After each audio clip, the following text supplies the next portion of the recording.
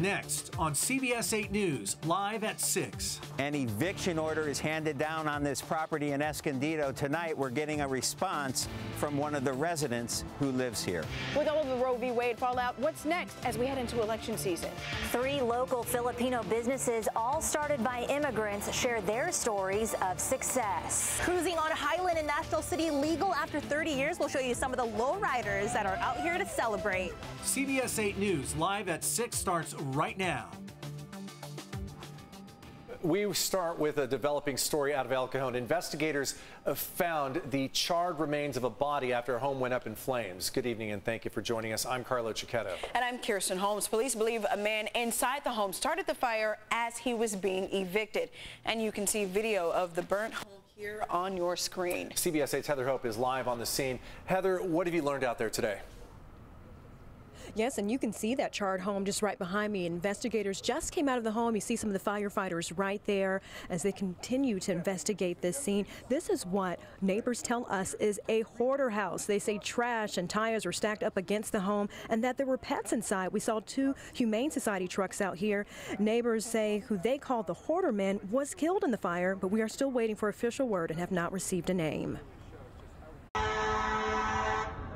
Oh my God, look at all that. Hey, Dad, you need to get back. Dad, you need to get back. It's like smoking hot. And I looked and it was like, wow, it's like right there. The house was on fire. You could see the car. Some of his vehicles were on fire. You could hear the explosions of the glass on his truck because they were fully engulfed in flames.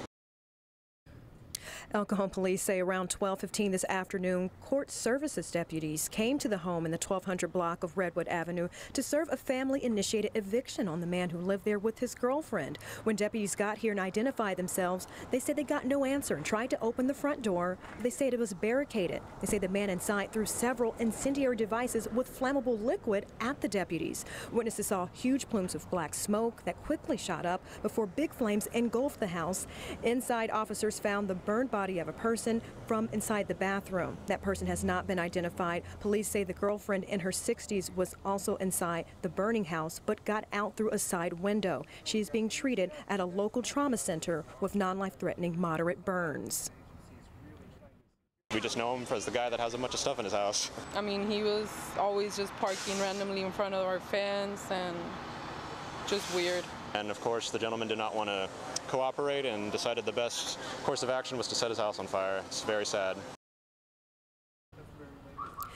And we are seeing firefighters out here still on scene, and it looks like they're trying to take down the tape here on Redwood Avenue so that they can start to open this up. Neighbors continue to have a lot to say on this, and we have CBS 8's Richard Allen on here, and he'll have more on these developments coming up at 10 and 11. Carlo, Kirsten. All right, thank you, Heather.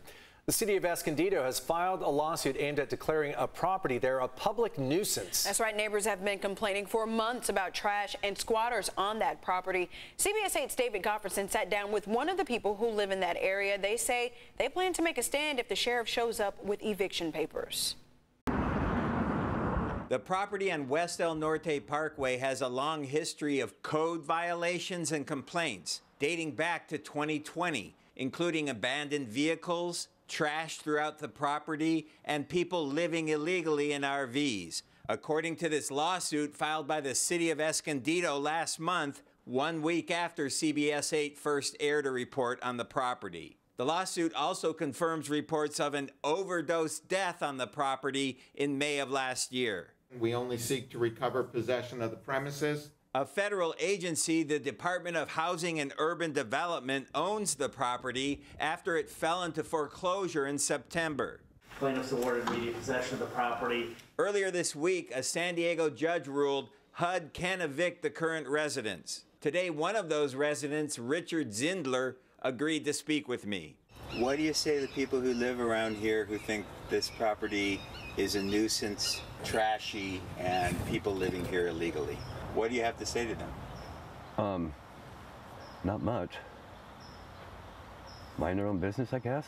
The previous owner of the property passed away in 2019, and his stepdaughter, Terry Bearer, still lives in the house. Zindler claims the stepdaughter was never given a chance to bid on the property at the foreclosure auction. It's supposed to be a public auction. The definition of public auction is that the public is afforded the opportunity to purchase the place. And she was never given the opportunity to refinance the loan or to take care of the loan or even make any payments. Zindler says he's been living on the property for about a month and does not pay rent. What do you want the public to know about the people who are living here? That they are definitely willing to make a stand for the rest of the poor people that have lost their land, which happens all the time. And, you're going to make a stand? Well, yeah, just so that that the poor people won't have to lose their homes down the road.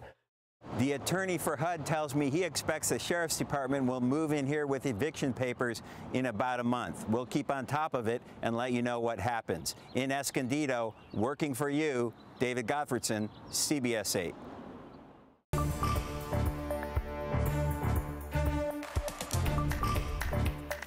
The leaked Supreme Court draft opinion surrounding Roe v. Wade continues to spark protests nationwide. Tonight, legislators in the nation's capital and throughout state capitals say they're stepping up work on abortion-related bills.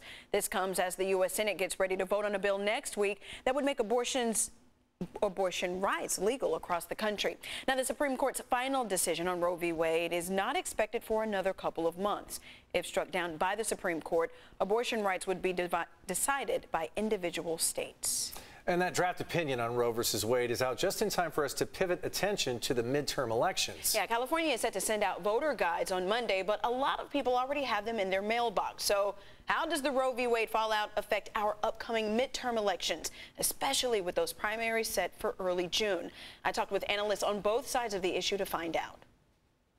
Republicans are energized this year because there's a Democrat in the White House and Democrats control the House and Senate. However, this may increase turnout on the Democratic side, with women and progressives and young people looking to fight against this decision. Laura Fink is a pro-choice political analyst. She says right now candidates across the country just are not advertising their pro-life designation. Here in California, as people move toward being independent and the Democratic Party also continues to grow, that pro-life credential does not help you in elections. So it doesn't surprise me that certain candidates might be shelving that. Voters are helped along in the process by voter guides, and voter guides traditionally cover a wide variety of issues, letting prospective voters know where potential candidates stand. Wendy Patrick is a conservative legal analyst who says the voter guides you get in the mail are a goldmine for information. She also says with the leak of the draft opinion from the Supreme Court that looks to overturn Roe v. Wade, lots of voters may be energized to make it out to the polls. They may be concerned more about things like inflation, health care, national security, drugs. I mean, there may be other issues that are more concerning in post-pandemic 2022 than abortion. But when looking online, we could only find NARAL websites listing for candidates across the country who were pro-choice. Finding a similar pro-life resource was a lot harder. Wendy says it's in the works. So while voters may not immediately be able to find what they need online, rest assured within the next couple of weeks, there's a lot going on behind the scenes to make sure that both sides get the information out to prospective voters. Meanwhile, when it comes to our local elections, what can we expect from the Supreme Court's decision on Roe v. Wade? We may see this have more of an impact in the November election than in our June primary.